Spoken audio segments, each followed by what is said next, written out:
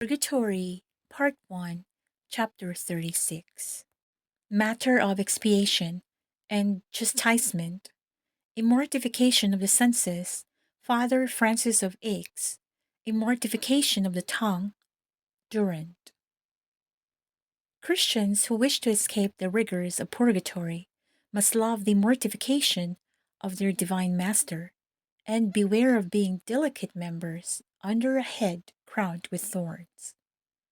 On February 10th, 1656, in the province of Lyons, Father Francis of Aix, of the Society of Jesus, passed away to a better life.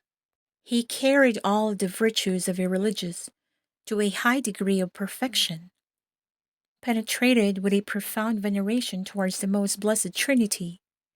He had for particular intention, in all his prayers and mortifications, to honor this august mystery, to embrace by preference those works for which others showed less inclination, had a particular charm for him. He often visited the Blessed Sacrament even during the night, and never left the door of his room without going to say a prayer at the foot of the altar. His penances, which were in a manner excessive, gave him the name of a man of suffering. He replied to one who advised him to moderate them.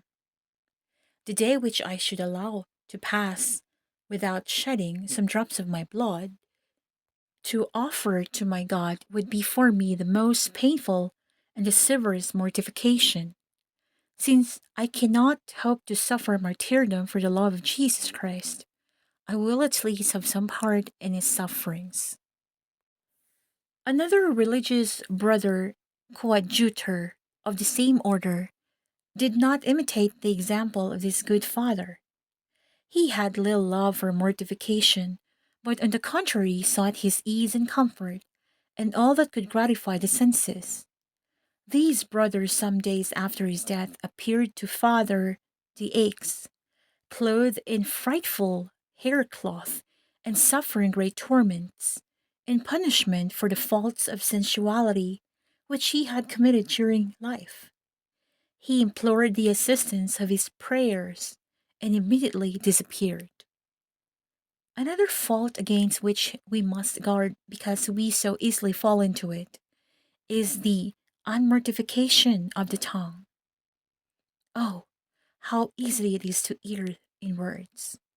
How rare a thing that is to speak for any length of time without offending against meekness, humility, sincerity, or Christian charity.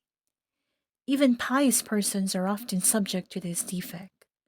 When they have escaped all the other snares of the demon, they allow themselves to be taken, says Saint Jerome, in this last trap, slander.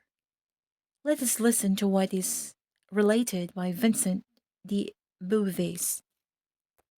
When the celebrated Durand, who in the 11th century shed lustre on the order of Saint Dominic, was yet a simple religious, he showed himself a model of regularity and fervor. Yet he had one defect.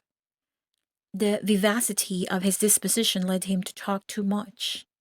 He was excessively fond of witty expressions, often at the expense of charity.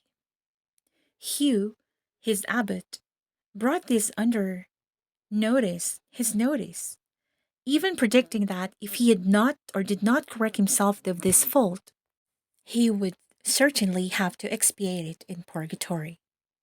Durand did not attach sufficient importance to this advice, and continued to give himself, without much restraint, to the orders or disorders of the tongue. After his death, the prediction of Abbot Hugh was fulfilled. Durand appeared to a religious, one of his friends, imploring him to assist him by his prayers, because he was frightfully punished for the unmortification of his tongue. In consequence of this apparition, the members of the community unanimously agreed to observe strict silence for 8 days, and to practice other good works for the repose of the deceased. These charitable exercises produced their effect. Some time after Durand again appeared, but now to announce his deliverance.